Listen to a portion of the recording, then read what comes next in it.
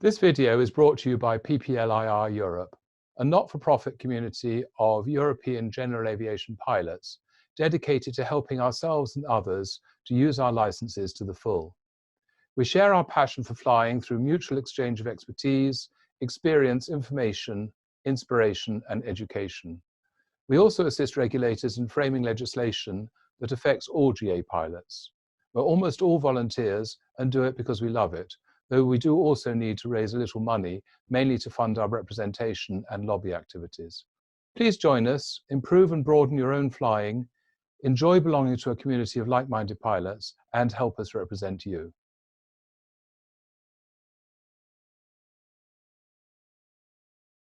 Hi. Having made a series of skills videos covering instrument flying, tracking, holding, approaches, PBN and autopilots, I think it's now time to move on to some more scenario-based topics. The first of these is going to be about how to think through what to do when things aren't going to plan. Not going to plan might mean a full-blown emergency such as engine failure or cockpit fire, but it needn't be that dramatic. It could simply be that the weather at the destination has fallen below minima, or a passenger is feeling airsick, or even just needs the toilet. It's really anything that prevents the flight continuing to plan. It might yet result in continuing to destination, but involves taking a decision in the light of new facts and executing that decision in the light of the situation as it plays out. And above all, we need a way to take these decisions and act on them in a calm and orderly way. Anxiety and panic are your worst enemies when things start to go wrong, because they interfere with logic and good sense. One aide-memoire, which is in common use in emergency or non-normal situations, is PPP. PPP stands for three things to be considered in unusual situations. Plane. Is the aircraft flying safely? Fly the aircraft as your first priority. Path. Is the altitude and direction of the aircraft safe? People. Talk to passengers about what's happened, enlist the help of any other pilot on board, talk to ADC, perhaps ask for help, declare an emergency, or even pan, Golf Charlie Delta maintaining 5,000 feet standby. The three Ps might often be a precursor to the more detailed Tdodar analysis that we're going to talk about in this video. I've been unfortunate enough to have suffered a lot of abnormal situations in my flying career. Some have been weather-related, such as serious icing encounters, others technical issues like failed electrics, but my real bad luck has been with engine failures. There was a time when I kept count. Now I literally can't remember how many I've had. They have been on jets and pistons, on singles and twins, on civilian and military, over land and sea.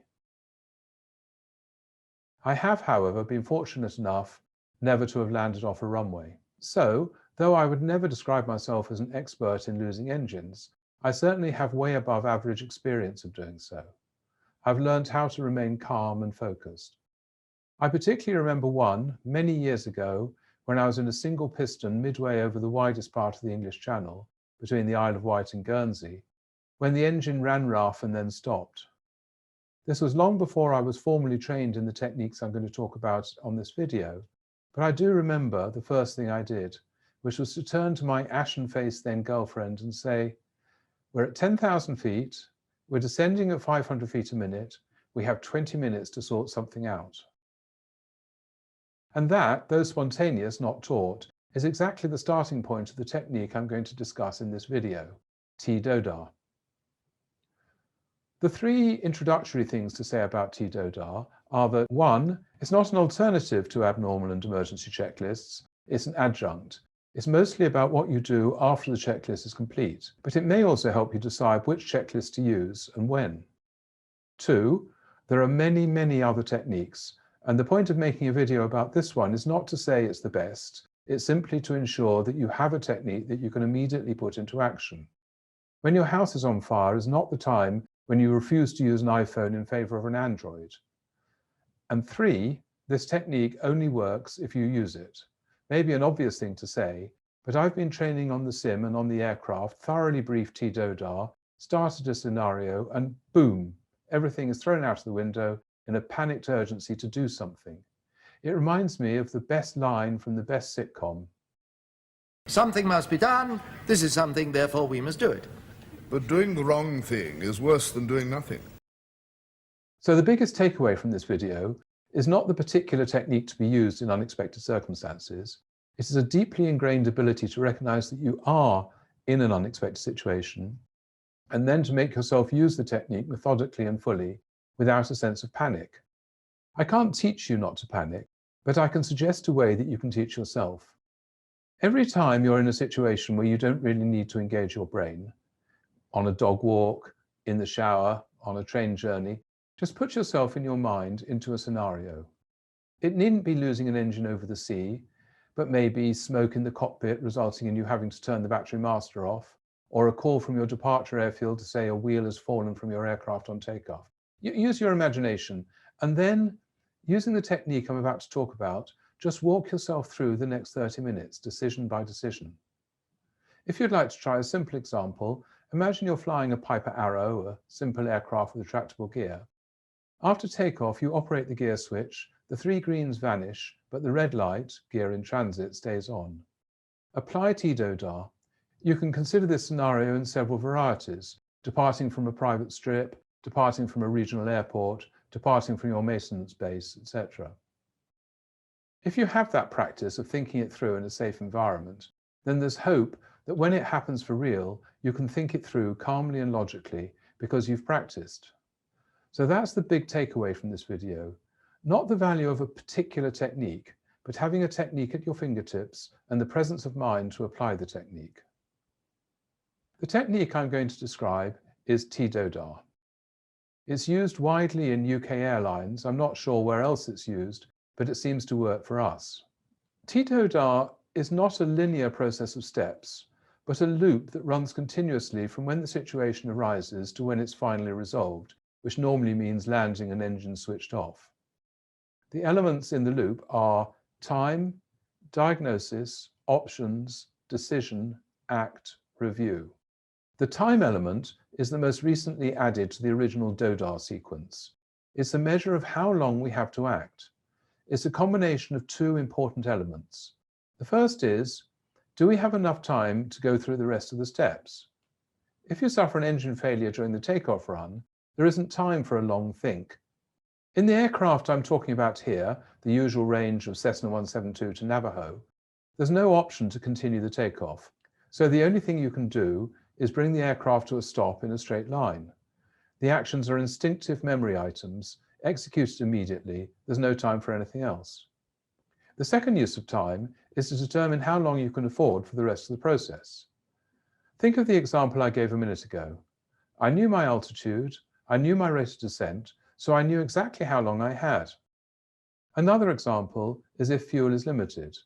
You need to land with at least minimum fuel, so you need to know how much time you have to get the wheels on the ground, which might itself limit your options. One more comment, or maybe adage, about time in an emergency or unusual situation. This dates back to before we had electronic clocks and was, the first thing to do in the event of an emergency is to wind the watch.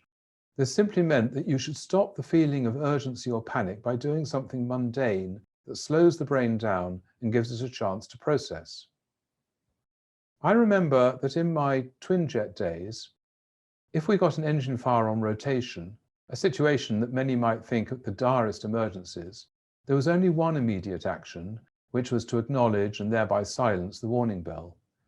Everything else could and should wait. And one more comment about time. Don't let ATC rush you into a hasty decision. They're a great asset in an emergency. You can offload work onto them, like getting weather or even suggesting suitable airfields, and you should keep them informed about your thinking. But the decision and the decision-making process is yours and yours alone. If you're in difficulties, it's up to them to keep traffic away from you and keep you aware of any terrain concerns. But their priorities, like planning traffic around you, should not weigh on your mind. It's their job. However, they'll be keen to help in any way they can. So use their well-meant help and advice, but don't be driven by it. Sometimes you just need to tell them to stand by while you process your thoughts. They're professional enough to understand. So, the T in Tdodar is time. The first D is diagnose. You need to know as much as possible about what your problem is. You may be able to do a full diagnosis and reach a definitive conclusion, like a particular circuit breaker has failed, or your diagnosis may be as broad and simple as the right engine has failed without knowing or suspecting the cause. You just need to have as good a diagnosis as you can, moderated by the time factor. If you have 15 minutes to get on the ground, you can't afford 12 of them diagnosing, but you may allow yourself, say, 2 minutes. Another adage from the old days was taught to me by one of my early captains. John had learnt on Tiger Moths, had flown Hurricanes in the Battle of Britain, DC-4s in the Berlin airlift, and then ended up as a training captain on TriStars. He was the calmest, funniest, and most proficient pilot I've ever met. He used to say, "Sit on the fin, old chap, sit on the fin," by which he meant get your face out of the presenting problem and look down on the whole situation from high up and far back. This is rather more prosaically called situational awareness, but I like John's version. So, when diagnosing, go back and sit on the fin, take a broad perspective, and above all, make sure you're still flying the aircraft. There's little point in a detailed diagnosis if you then pull the wings off in a spiral dive or fly into a mountain. Next in TDODAR is O for options. You should outline to yourself, maybe write down, the options available to you. There are usually more options than you first thought of, and you want as many reasonable options to choose between as you can reasonably think of. I'll give an example. One Good Friday, we were on a jet, climbing out of Seville, and had an engine failure near the top of climb, somewhere between Granada and Cordoba. We were an emergency air ambulance, and the patient needed to get back to the UK. I forget why it had to be the UK, maybe a transplant organ had been found there. Normal operating procedures would be to land at the nearest suitable airport, which might have been Cordoba or Granada. But we widened the options to places that might sensibly be expected to have a fleet of ambulances readily available on the holiest day of the Spanish year, and therefore included Madrid and Lisbon as options. Much further away, so carrying some risk, but potentially keeping our patient alive. We opted for Madrid, used the flight time to talk to operations on HF radio, and by the time we were parked up, a replacement ambulance with a Spanish crew pulled up nearby, and the patient was at his destination only about 2 hours behind the original plan. When you're listing options, don't be critical as you go. There is time for sifting in a moment, but for the time being, just lay out the possible options. Also, think laterally. If all the world around you is reporting fog, then you might think of flying to another air mass hundreds of miles away. But equally, you might wonder if some VFR airfield might be popping up through the tops of the fog into the clear air that you're in. The second D is for decide. This is the point at which you think through each of the options and evaluate it. The evaluation will primarily be a safety decision, and the safest options should be always at the forefront of your mind. But it's also wise to consider utility, cost, and convenience, not just your own, but of others too. If you're low on fuel, and your nearest airfield is a major international airport, but 10 miles further is a GA field, is it really in everyone's best interest for you to disrupt the airline traffic, cost yourself thousands, and end up somewhere without avgas? In dire emergency, the answer is yes, but there's a lot to be said for the GA field. This was brought home to me by a friend who was the 767 fleet manager for a major national flag carrier. He told me that one of his captains had an engine failure somewhere east of Corfu. The airline SOPs said to land at the nearest suitable airfield. Athens and Tirana were suitable, but Tirana was a few minutes nearer, so he followed instructions and went to Tirana. That left the airline having to find accommodation and transport for 250 people in a city with, in those communist days, almost no facilities, no major handling agent, and probably, at the time, no consular access. The task was enormous and cost the airline a fortune. For 10 minutes extra flight time, they would have been at an airport which is a regular destination for the airline, with all the facilities to handle the passengers and crew. The captain was probably making a point about the restrictive nature of the company SOPs, but he couldn't be criticised. The rules were changed to give the captain more prerogative soon after.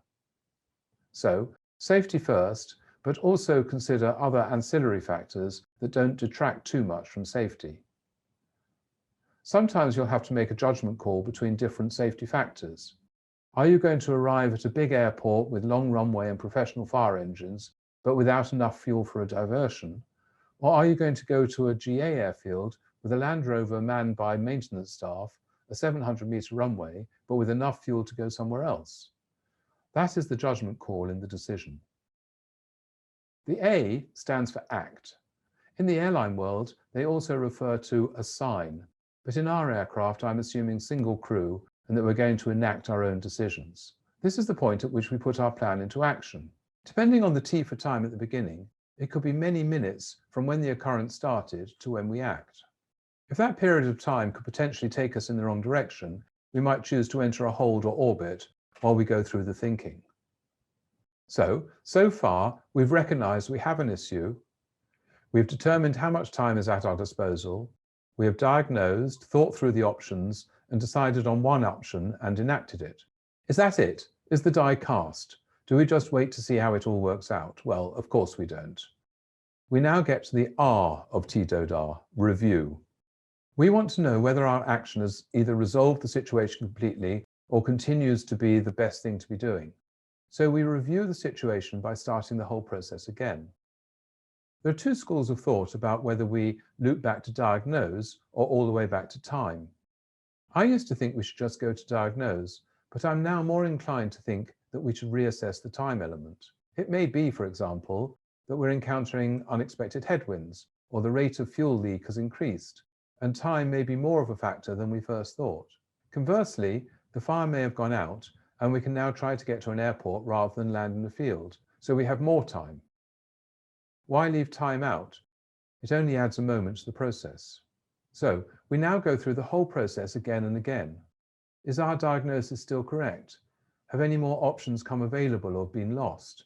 Are we happy that we made the right decision? So you keep that process going while at the same time ensuring that your situational awareness remains broad and that you're not too focused on the presenting problem. Let's now talk about how checklists fit into the TDODAR and when in the sequence you're going to go through the abnormal or emergency checklist. This is going to depend on when the nature of the unplanned situation becomes clear. Some emergency checklists, such as engine failure after takeoff, start with memory items and are brief before departure. As part of the before takeoff actions, you'll brief yourself, and you might do it out loud to your passenger or instructor, on the immediate actions in the event of power loss or fire at different points. For example, the takeoff brief for a twin will include power loss and fire on the runway, below blue line, before the gear is raised and after. But once the memory items are completed and the aircraft is stable, you then go through the checklist, which will cover the memory items and other less critical items, maybe such as alternator and cowl flap. If we move on from briefed memory action checklists, there will be some which are obviously required. For example, if the gear doesn't come down, it's obvious that the landing gear emergency lowering checklist is required, and that is enacted before TDODAR, because the outcome of the checklist, whether the gear comes down or not, is going to make a substantial difference to the management of the rest of the flight. The requirement for other abnormal checklists might only become clear after diagnosis. An example might be regulator failure. And finally, some checklists will only be required once the decision is taken. An example of that would be crossfeed, which is only needed if the flight is going to continue. That's why checklist action doesn't appear in any particular point in TDODAR, but it must be used whenever the need arises. I hope that run through TDODAR process is helpful, and one day, maybe one day, it might save your skin. But you've got to have the discipline to do it. See you in the next video.